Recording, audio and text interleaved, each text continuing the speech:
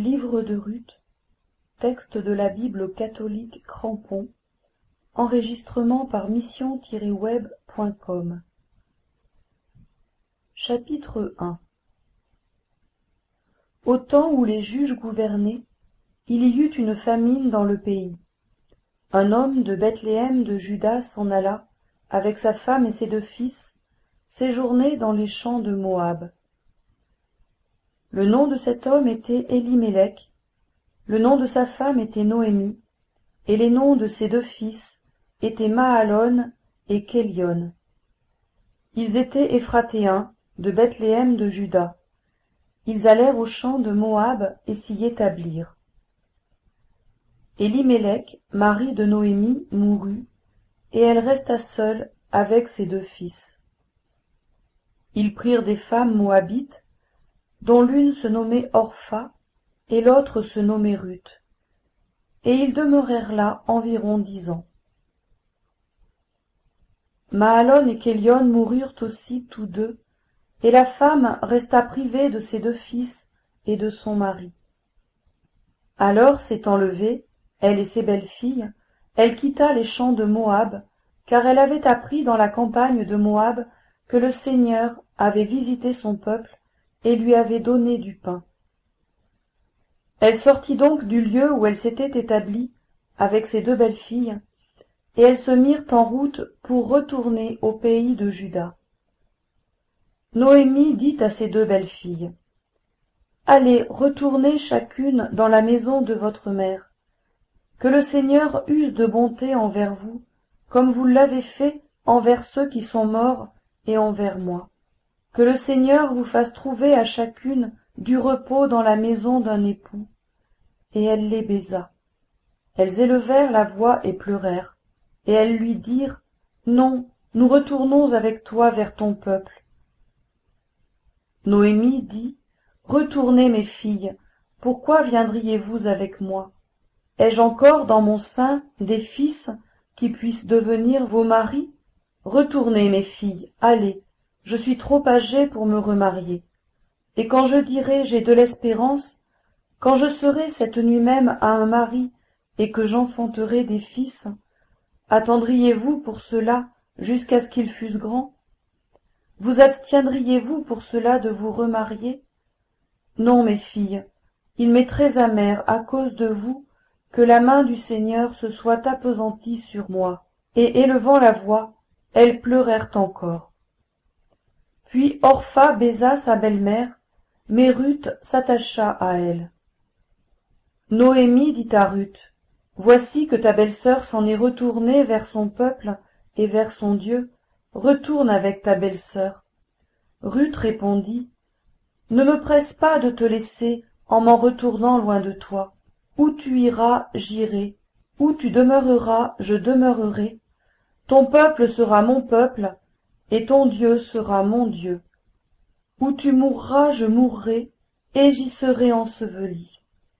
Que le Seigneur me traite dans toute sa rigueur, si autre chose que la mort me sépare de toi. » Voyant que Ruth était décidée à l'accompagner, Noémie cessa ses instances.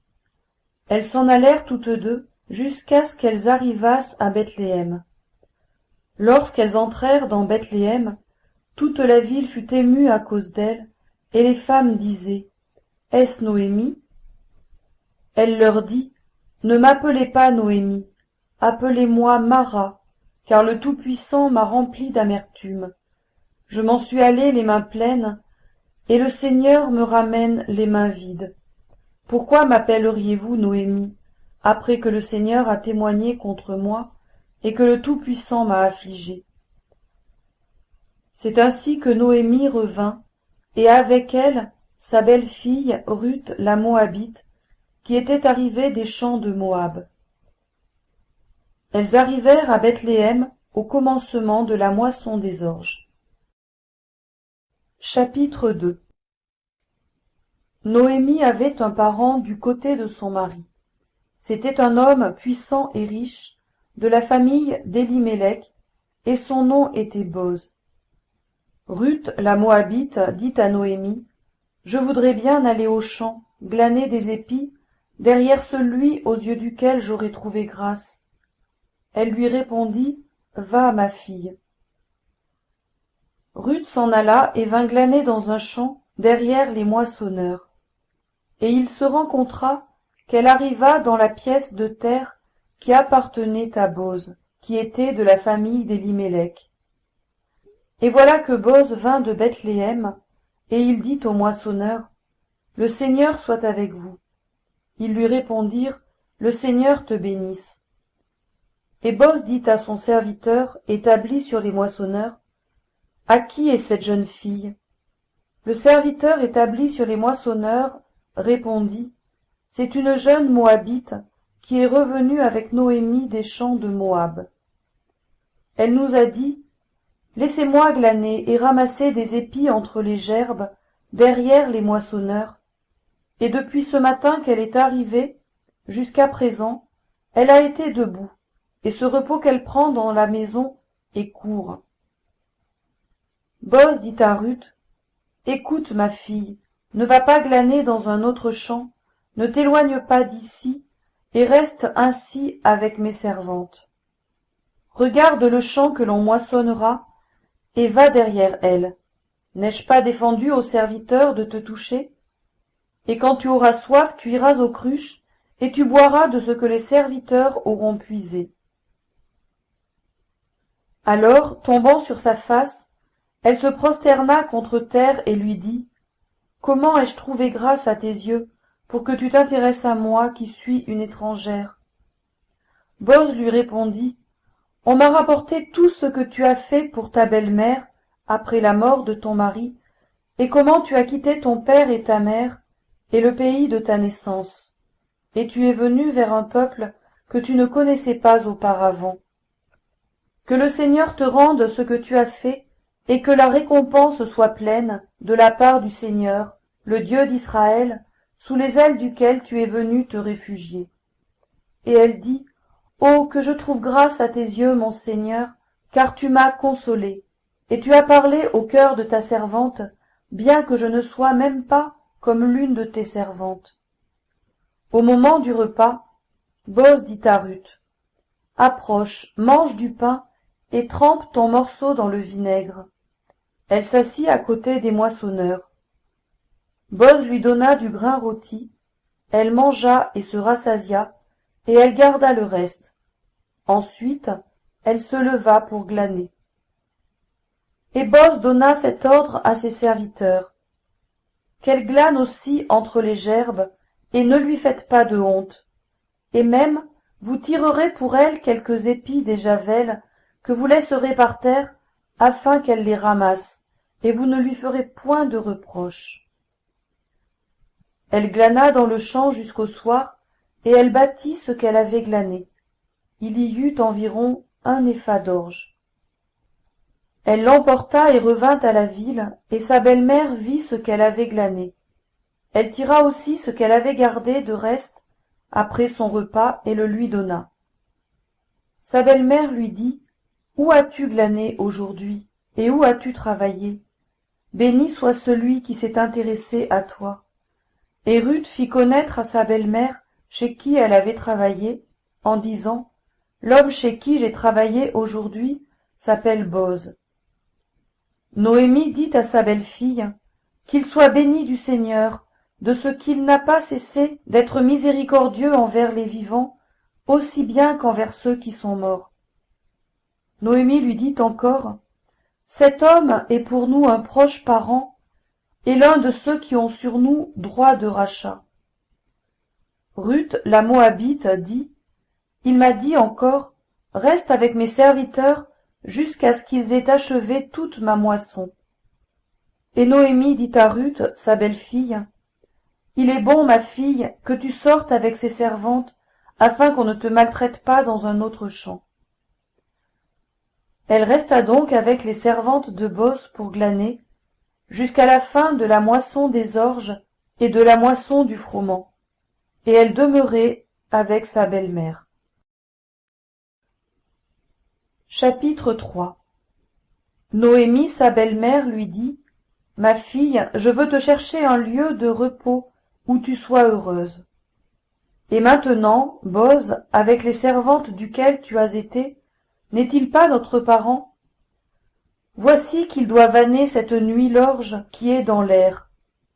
Lave-toi et oins-toi, mets tes plus beaux vêtements, et descends vers l'air.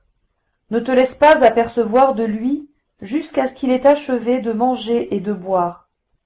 Et quand il ira se coucher, observe le lieu où il se couche, puis entre, soulève la couverture de ses pieds, et couche-toi. Lui-même te dira ce que tu as à faire. Elle lui répondit, je ferai tout ce que tu me dis. Elle descendit dans l'air et fit tout ce que lui avait ordonné sa belle-mère. Boz mangea et but, et son cœur fut joyeux. Il alla se coucher à l'extrémité du tas de gerbes. Alors Ruth s'approcha doucement, découvrit ses pieds et se coucha. Au milieu de la nuit, cet homme eut une frayeur. Il se pencha, et voici qu'une femme était couchée à ses pieds. Il dit, Qui es-tu?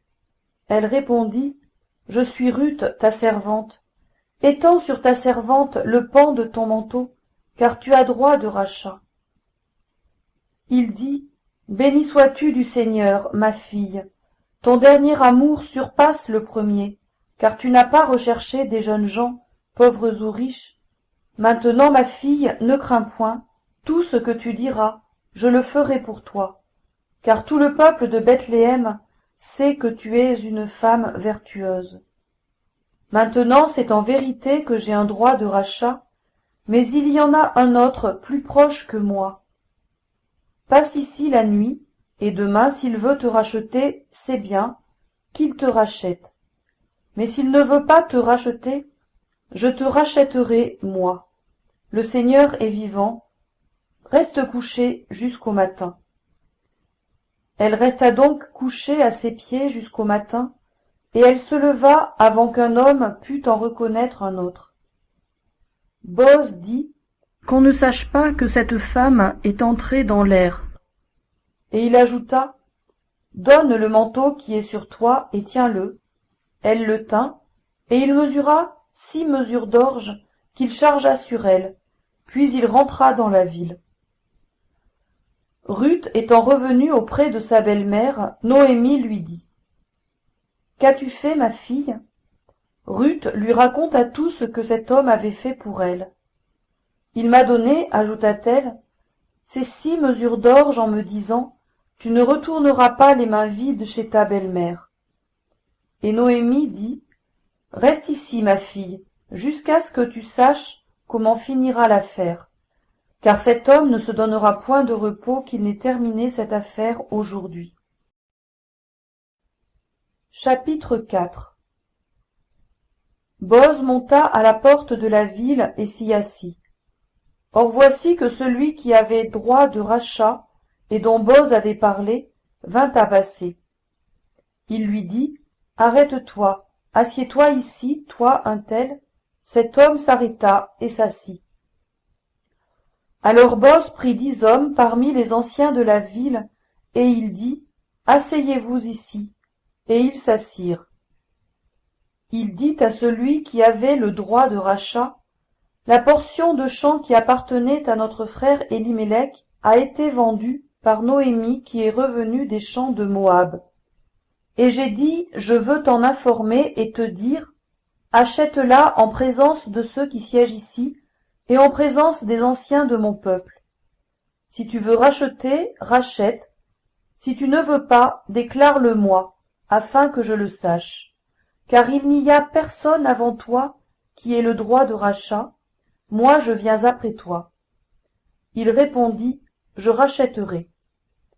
Et Boz dit, le jour où tu acquerras le champ de la main de Noémie, tu l'acquerras en même temps de Ruth la Moabite, femme du défunt, pour faire revivre le nom du défunt dans son héritage. Celui qui avait le droit de rachat répondit, je ne puis pas le racheter pour mon compte, de peur de détruire mon propre héritage. Fais usage de mon droit de rachat, car je ne puis racheter.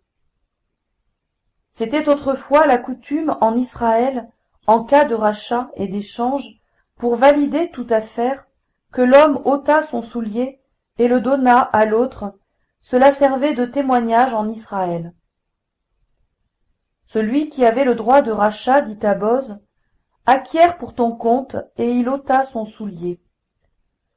Et Boz dit aux anciens et à tout le peuple, vous êtes témoins aujourd'hui que j'ai acquis de la main de Noémie tout ce qui appartenait à Élimélec et tout ce qui appartenait à Kélion et à Mahalon, et que j'ai acquis en même temps pour femme Ruth la Moabite, femme de Mahalon, pour faire revivre le nom du défunt dans son héritage, afin que le nom du défunt ne soit point retranché d'entre ses frères et de la porte de son lieu.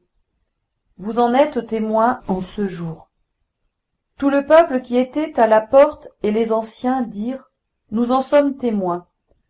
Que le Seigneur rende la femme qui entre dans ta maison semblable à Rachel et à Lia, qui toutes les deux ont bâti la maison d'Israël. Sois fort dans Ephrata, et fais-toi un nom dans Bethléem. Puisse ta maison être semblable à la maison de Pharès, que Tamar enfanta à Juda, par la postérité que le Seigneur te donnera de cette jeune femme. Boz prit Ruth, et elle fut sa femme, et il alla vers elle. Le Seigneur donna à Ruth de concevoir, et elle enfanta un fils. Les femmes dirent à Noémie, béni soit le Seigneur qui ne t'a point laissé manquer aujourd'hui d'un Rédempteur. Que son nom devienne célèbre en Israël. Il restaurera ton âme et sera le soutien de ta vieillesse. Car ta belle-fille qui t'aime l'a enfantée, elle qui vaut mieux pour toi que 7 fils. Noémie prit l'enfant, le mit sur son sein, et elle lui servit de nourrice. Les voisines lui donnèrent un nom, en disant, un fils est né à Noémie, et elles l'appelèrent Obed. Ce fut le père d'Isaïe, père de David. Voici la postérité de Pharès. Pharès engendra Esron, Esron engendra Aram, Aram engendra Aminadab, Aminadab engendra Naasson, Naasson engendra Salmon, Salmon engendra Boz, Boz engendra Obed, Obed engendra Isaïe, Isaïe engendra David.